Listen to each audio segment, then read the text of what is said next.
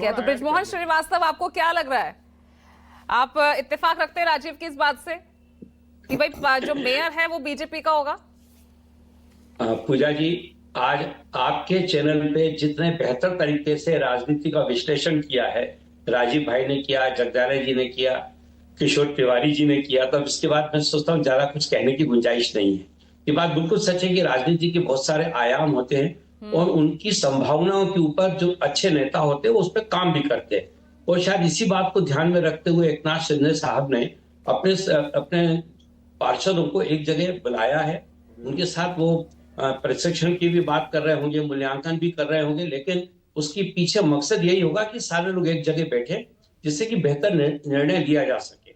ये बात भी सच है कि तय तो संख्या बल के आधार पे होता है और संख्या बल बीएमसी में तो अभी बीजेपी के साथ है। तो मुझे ऐसा लगता है कि बीजेपी वहां अपने ढंग से अपने अच्छे प्रत्याशी को लेकर मेयर बनाएगी।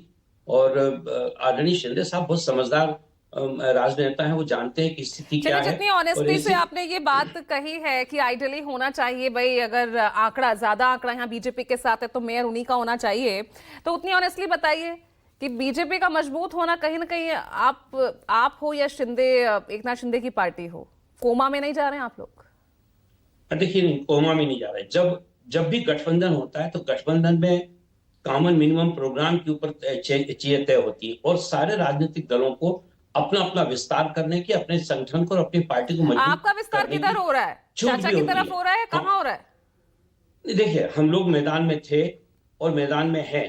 जीत और हार एक अलग मुद्दा है, लेकिन असली बात यह कि हमने अपने कैडर को पूरी ताकत के साथ चुनाव लड़ने का मौका दिया। और राष्ट्रवादी कांग्रेस पार्टी एकमात्र ऐसी पार्टी है जो पूरे देश में, भारतीय बीजेपी और कांग्रेस के बाद सिर्फ राष्ट्रवादी कांग्रेस पार्टी ऐसी है जो देश के हर राज्य में अपने प्रत्याशियों को खड़ा भी कर रही है और अपने पार्टियों का। अरे पहले महाराष्ट्र में आइए ना, छोड़िए पिंपरी चिंचवड़ की ही आप जरा चर्चा कर लीजिए, क्या हाल हुआ ना? देखिए, मैंने फिर आपसे कहा, चुनाव हारना एक अलग पहलू, उसका अलग पहलू है, लेकिन मुद्दा यह कि क्या मैदान में है, क्या हमारे कैडर को हम पूरी ताकत के साथ चुनाव लड़ने का मौका दे रहे हैं, क्या उनको राजनीति करने की छूट दे रहे हैं? तो मैं इस बात को स्पष्ट कर दूं कि आदरणीय अजीत पवार और प्रफुल्ल पटेल साहब ने इस मामले में अपने कार्यकर्ताओं को और अपने नेताओं को पूरी तौर से इस बात की अनुमति दी है कि वो अपने अपने क्षेत्र में बगैर ये देखे कि सामने पार्टी कौन सी है, अपने आप को मजबूत करें। उसमें हम लोग ये काम बीजेपी भी कर रही है। नहीं, अब उसी मजबूती के लिए तो आप चाचा से आपने हाथ मिलाया ना इन लोकल चुनावों में, तब भी कुछ नहीं हासिल हुआ।